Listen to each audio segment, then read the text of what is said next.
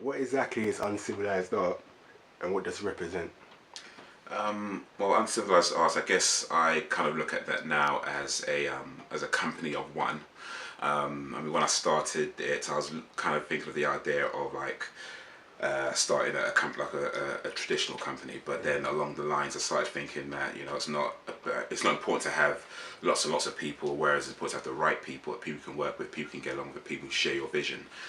So that may still happen. It's not an idea that I'm opposed, but I think for now, for what I'm doing, I like the idea of doing things my way. A little bit selfish, I know, but it's how it is at the moment.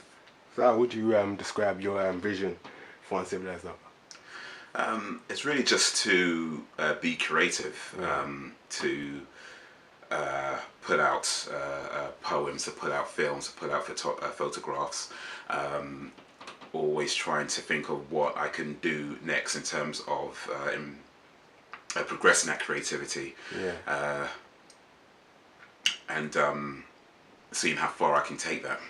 So in terms of like your work, what have been your biggest influences? Biggest influences, I guess depends on what I'm doing at that particular moment in time. Really, for films, it would probably be things along the lines of, or people rather, along the lines of Akira Kurosawa, like the Japanese filmmakers, Takeshi Kitano, Okay. John Woo. For photographs, guys that I know in the community, so people like Wayne Thomas, Yeah. Rob Colville.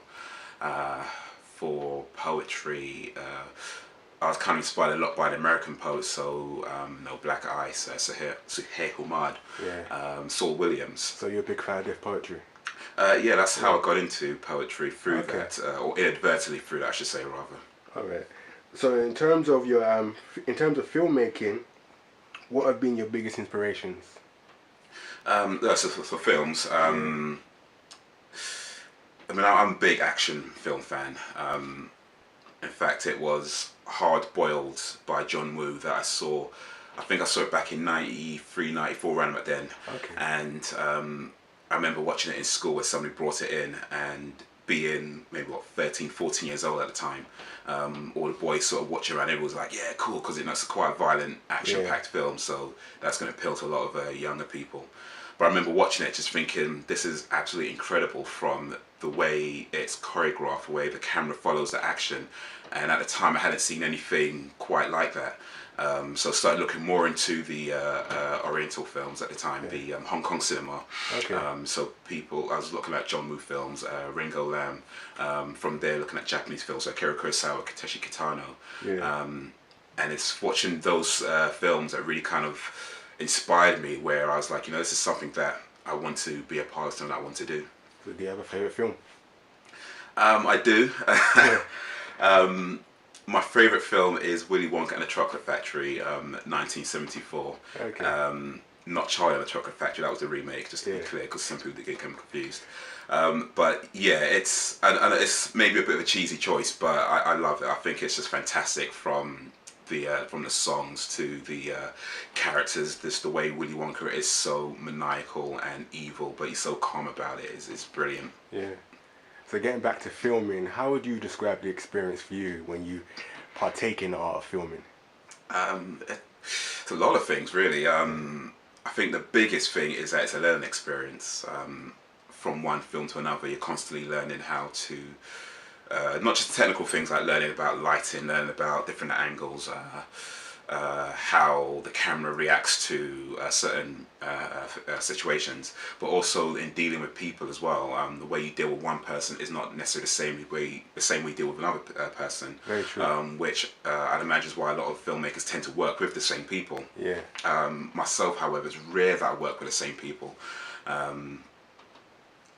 So it's constantly, A learning process. yeah, learning Okay. that how you handle one situation isn't always going to be how you handle another situation, and just being mindful of that. So you're also a poet. What for you is the greatest thing about being a poet? The greatest thing, I guess, the greatest thing about just being creative in general, just the idea that you can think of something and have that manifested into a physical form, so to speak. Just something from your mind that you can put down on paper or put into some kind of form. It's just an amazing process, you know. It's that ability to think and be cognitive, and then turn that into something that just hasn't existed before. Just seeing something in this world that nobody else can see, and just making that into something that you can share with people. I think it's an amazing process of any creative art. So how long have you been writing poetry? Be about 7 years now, ish, maybe a little bit more than 7 years. I started writing, I believe it was around summer 2007, and as I say, it's called inadvertently through Deaf Poetry Jam. What I was actually doing was, well, being a film fan and a TV fan, I was looking for information on Lisa Ray, who's an actress, as something I was doing. I always look up actresses or actors that I'm interested in. And I came across a website with a fan website with her on it, but also it had embedded videos for the Deaf Poetry Jam. And it was when I saw that, it was Black Ice on that, and I just thought it was absolutely incredible what he was doing. I've heard poetry before, but just not like that, and it just blew my mind. So it was looking into that on YouTube, looking at the whole Deaf Poetry Jam scene on YouTube. So you're getting Sahir Hamad, Saul Williams, Sonny Patterson, and just feeling really inspired to write something down. Shortly afterwards, I think maybe within about a week or so, maybe 2 weeks, I wrote something around 5 poems or so. And I was pretty much out the door, you know, looking for events where I could share my work. And I went to a place on Old Street rather, by the roundabout on the where the station is. There's a pub there, or some kind of bar there. I think it's closed down now. I can't remember what it's called, but I had an open mic there on Sunday nights, and I went there and I did my first ever performance. And I think it went okay. I think it went okay, but if anyone's around from there, they can tell you. Imagine working in confinement, digging for items in a collapsible environment, forced to comply with soldiers' requirements, do what they say or face dying. Imagine being beaten often, robbed of your decorum and still not earn a decent income, conditioned to think your life is worthless. Imagine the women of your village being raped and pillaged, your children taken, your arm disconnected. This is the situation for many Congolese. Militia groups, commands, troops charging for communities, taking advantage of those in extreme poverty, destroying people's lives and damaging their property, acquiring materials that should improve the economy instead. Greed and corruption control the natives, children more likely to be amputated than educated, and also I can feel my phone vibrating. For those who don't know about the epic time traveler's madness, how would you describe this poem? Well, I guess the description is really in the title. It's time traveling and it's a complete madness. It came out of a lot of frustration that I was feeling at the time. Frustration with myself, frustration with things around me, frustration with what's going on in the world, and it just amalgamated into this 10-minute poem going through social injustice, going through war, going through my thoughts on beliefs, and various other things that come up through it. And it was just me trying to get out all that frustration into...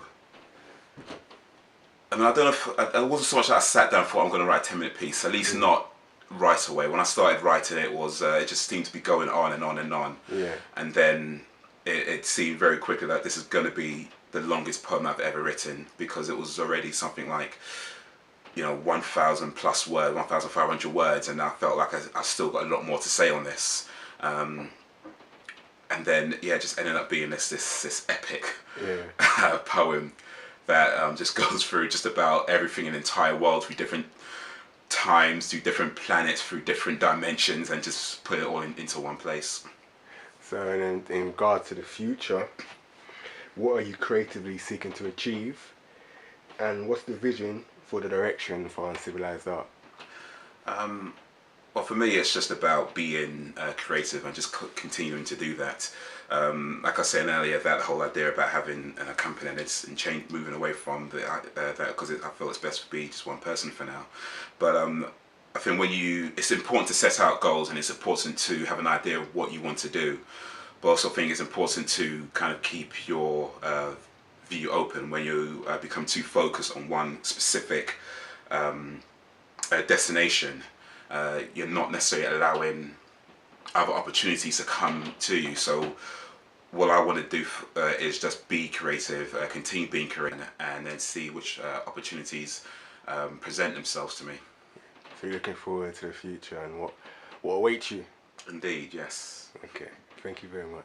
Thank you.